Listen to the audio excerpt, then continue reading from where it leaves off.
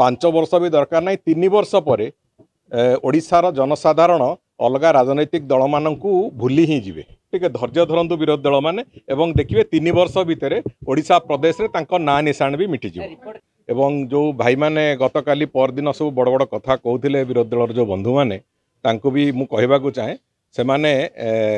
सरकार दिशा कौन उद्देश्य कौन एवं इंटेंशन कौन से कथार चित्र भी से तारी माध्यम रे देखा पाइबे एवं ये प्रक्रिया रे आमे गवर्नांस को से रास्ता रे मॉड्यूलेट करने को चाहूँ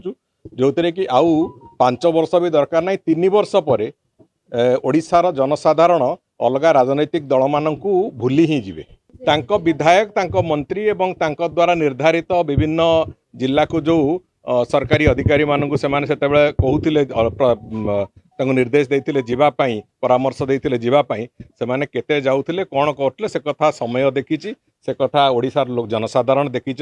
मुझे कहवाक चाहे जे जो model of governance eighty BJP सरकार करने को जाऊँच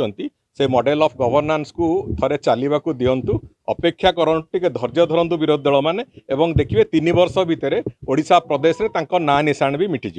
पूरा पूरी एटे रिपोर्टर कथा ना ये गोटे क्रमागत प्रोसेस रे क्रमागत प्रक्रिया रे से जिलार प्रशासन को सजाड़ा प्रशासन को संपूर्ण रूपे लोकाभिमुखी करने जहाँ जहाँ व्यवस्था दरकार अच्छी से कथा मंत्री माने ताकू करिवे एवं सेठी साधारण लोकंकर सुविधा असुविधा अभियोग जहाँ थाए जहाँ शुणवाकू केवल कलेक्टर ग्रीभांस छड़ा द्वितीय रास्ता न थाए ना भुवनेश्वर आसिले माननीय मुख्यमंत्री ग्रीभांस को से आसती से व्यवस्था हम ना प्रति जिले में अभियोग शुणाणी जो प्रक्रिया जार जहाँ अभियोग थी से मंत्री मानक सीधा सड़क भेटी पारे कथा हो पारे सब कथा एवं सबुठ गुरुत्वपूर्ण कथा हो जो विभिन्न योजना गुड़िक आम करुचु से योजनार प्रणयन केते होउची से जिल्ला रे योजना लोकों पाखे केते पहुँचुची से जिल्ला रे से बाबद रे भी संपूर्ण रूपे आमे तार तदारक करिवु एवं तार प्रक्रिया जहाँ हम मुख्यमंत्री तो निश्चित भाव तार रिपोर्ट नेबे किंतु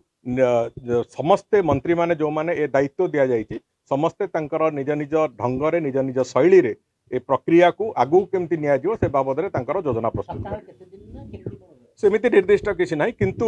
गोटे रेगुलार इंटरवाल रे समस्ते निज निज जो पालक जिला को जीवे एवं पालक बा प्रभारी हेले से जिला सहित केमिति कार्य करबा को से कथा भारतीय जनता पार्टी कार्यकर्ता अधिका कहीं जानिनी तेणुकर आम निश्चित भाव में जो भली भाव निष्ठापरतार सहित करबा कथा ताकू करा जिवो। जदि आपनको आम भिडियोटी भल लागिला तेबे आम चैनल को लाइक शेयर और सब्सक्राइब करबा को जमा भी भूलंतु नहीं।